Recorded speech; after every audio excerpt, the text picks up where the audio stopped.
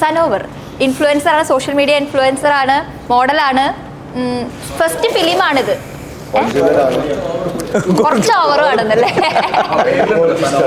ആ സനോവർ കുറച്ച് ഓവറാണ്.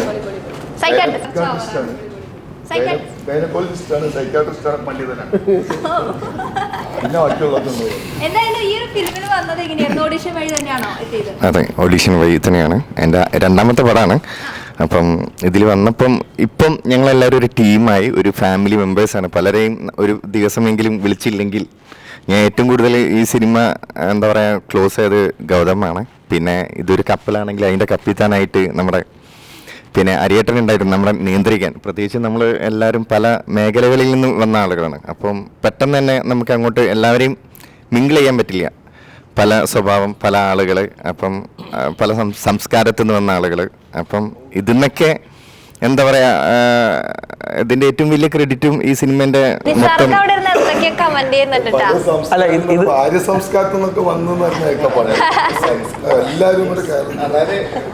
മീൻസ് അതായത് പിന്നെ എന്താ പറയുക പല രീതിയിൽ നിന്ന് വന്ന ആളുകൾ, നമ്മൾ ആരും മുമ്പ് പരിചയം ഉണ്ടായിരുന്നില്ല. അപ്പം പെട്ടെന്ന് നമ്മളൊരു വീട്ടിലേക്ക് വന്ന അറിയാലോ.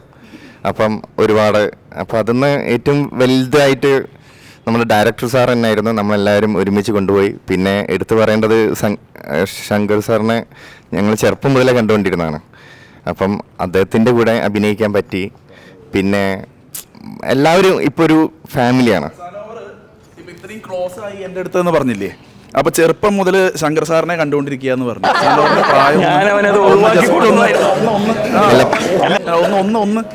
ഇപ്പൊ സാറ് തന്നെ പറഞ്ഞു, മഞ്ഞിൽ വിരിഞ്ഞ പൂക്കൾ ഇറങ്ങിയത് 1980-ലാണെന്ന്. അപ്പം 45 ദിവസമായിട്ട് സാറ് ഈ സിനിമയിലുണ്ട്. അപ്പം സോറി 45 വർഷമായിട്ട് സാറ് ഇവിടെ ഉണ്ട്. അപ്പം കാരണം ഇപ്പോൾ നമുക്ക് അന്ന് തിയേറ്റർ ഒക്കെ കുറവാണല്ലോ. പ്രത്യേകിച്ച് ടി വിയും. എൻ്റെയൊക്കെ ചെറുപ്പത്തിൽ എൻ്റെ നാട്ടുകാരനാണ് നിസാർ ഭായ്. അപ്പം മാത്രമേ ചോദിച്ചിട്ടുള്ളൂ. ടി വിയിൽ വരുന്ന സിനിമകളാണ് കാണാറ്. ഇല്ല, അന്നൊന്നും കൊച്ചുകുട്ടി പണ്ടത്തെ ഈ സ്വാതന്ത്ര്യ സമരത്തിന്റെ വീട് ചാനലുകളിലും ദൂരദർശനിലൊക്കെ കാണാൻ പറ്റില്ലേ? അവിടെ ഇതേപോലെ ചില രൂപം ഒന്ന് നോക്കിയാൽ കാണാം. ഒരു സൈഡിൽ ഇങ്ങനെ ചിലപ്പോ കിട്ടും. അങ്ങനെ കണ്ടിട്ട് ഞാൻ പറഞ്ഞോട്ടെ എല്ലാരും കൂടെ ബ്ലോക്ക് ചെയ്തു. എന്തൊക്കെയോ പറയാൻ ഇതായിരുന്നു. സനോറിന് എന്തൊക്കെയോ പറയാനുണ്ട്. ഇനി കുറച്ചു നേരം നമുക്ക് മിണ്ടാതിരിക്കാം. അതായത് പിന്നെ ഇല്ല, അപ്പം ടി വി എന്നാണല്ലോ നമ്മുടെ അന്നൊക്കെ ശരിക്കും നമ്മുടെ വീട്ടിലൊന്നും ടി വി ഉണ്ടായിരുന്നില്ല. തൊട്ടപ്പുറത്ത് ഞാൻ ഹോസ്റ്റലിലൊക്കെയാണ് പഠിച്ചത്. അപ്പം ബോർഡിങ്ങിലായിരുന്നു പഠിച്ചത്.